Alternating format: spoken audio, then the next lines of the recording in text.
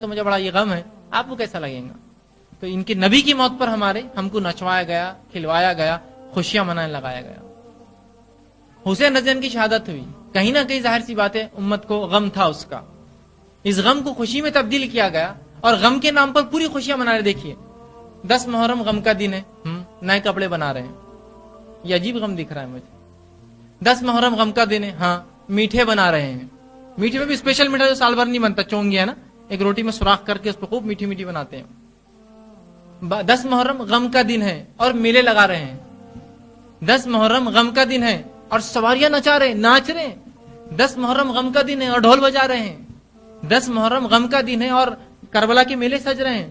10 محرم غم کا دن ہے اور جھولے میلے ٹھیلے اور کیا نہیں ہو رہا ہے کربلا۔ اور پھر 10 محرم کیا ہے؟ غم کا دن ہے اور تمام اعمال تو خوشیوں کے دکھ رہے، میٹھے بانٹے جا رہے، شربتیں پلائے جا رہے ہیں۔ واقعہ کیا ہے؟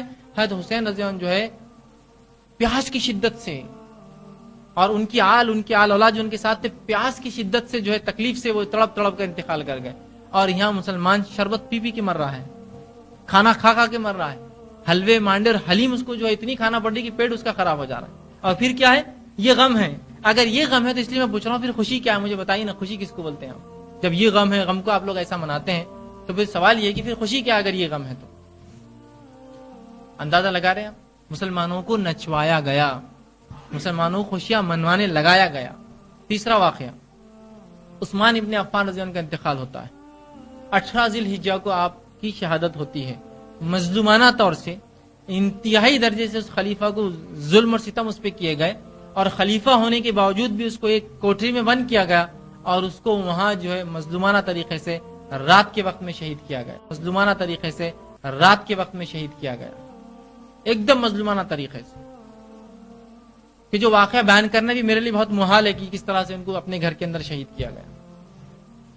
اس شخصیت کے انتقال پر 18 ذی الحجہ کو مسلمانوں کو پھر عید بنانے لگائی گئی، عید غدیر خم مناتے ہیں، بڑے بڑے آرٹیکلز آپ کے نیوز پیپرز میں آتے ہیں، پورا پیج بھر کے عید غدیر، کبھی عید جو ہے عید الفطر عید الاضحیٰ کو آرٹیکل نہیں آتے اتنے بڑے بڑے، عید غدیر خم، اور مسلمان عید غدیر منا رہا ہے۔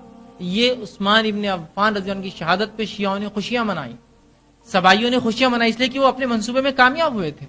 عثمان ابن عفان رضی اللہ عنہ حالانکہ سٹینڈنگ آرمی تھی، کھڑی بھی فوج تھی، لوگوں نے صحابہ نے کہا کہ عثمان تم حکم دے دو ان کو قتل کرنے کا سب کے سب۔ عثمان ابن عفان رضی اللہ عنہ نے کہا کہ میں مسلمانوں کا خون اپنے ہاتھ پہ نہیں لینا چاہتا، لوگ چاہے مجھے قتل کرنا تو کر دیں، میں کسی مسلمان کا خون اپنے سر نہیں لینا چاہتا۔ بہت احتیاط برتی انہوں نے، اللہ ان کو انشاءاللہ اس کا اجر بھی دے گا۔ چاہتے تو حکم دیتے، ایک زبردست جنگ ہوتی اور 6-7 ہزار جو سبائی تھے مارے جاتے، لیکن انہوں نے کہا میں معصوم مسلمانوں کا خون اپنے سر نہیں لینا چاہتا، اگر وہ مجھے مارنا چاہے تو مار دے، مجھے کوئی اس میں پرواہ نہیں۔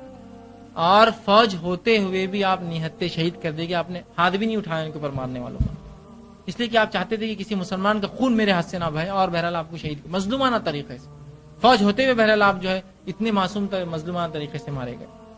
تو اس روز منائے عید غدیر خم، خوب عید منا رہے ہیں، کھا رہے ہیں، بلکہ آفیشیل چھٹیاں ہوتی شیعہ ممالک کے اندر، اور جہاں شیعہ ہوتے دیکھیے آپ۔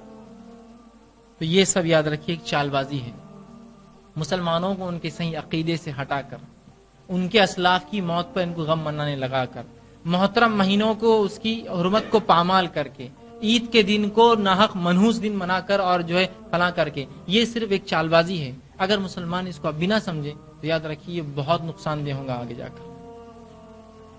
چلو یہ بات بھی سمجھ میں آ رہی کہ غم ہے، تو پھر غم کے اندر یہ خوشیاں کیسے شامل ہوئی؟ یہ میٹھے، یہ حلوے، یہ جو ہے شربت، اور دیکھیے آپ ہم اقسام کی دودھ کی شربت، پانی کا شربت، شربت کے اقسام، مٹھائیوں کے اقسام، حلیموں کے اقسام، اور پھر غم آپ کہہ رہے ہیں۔ تو یہ صرف اور صرف یاد رکھیے شیعوں کی یہ سازش ہے۔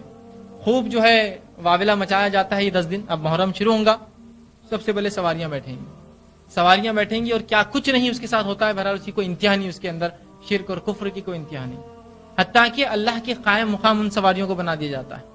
آپ دیکھیے جا کے کیا کچھ نہیں ہوتا ہے، اولاد کی منتیں مانگی جاتی ہیں، بیماریوں سے شفا طلب کی جاتی ہے، مصیبت اور پریشانیوں سے حل مانگا جاتا ہے نا، اور کیا کچھ نہیں ہوتا۔ بہرحال آپ دیکھیے جا کر ان سواریوں کے پاس ایک 10 منٹ کھڑے ہو، ہما اقسام کی شرک آپ کو دیکھیں گے، ہما اقسام کی شرک۔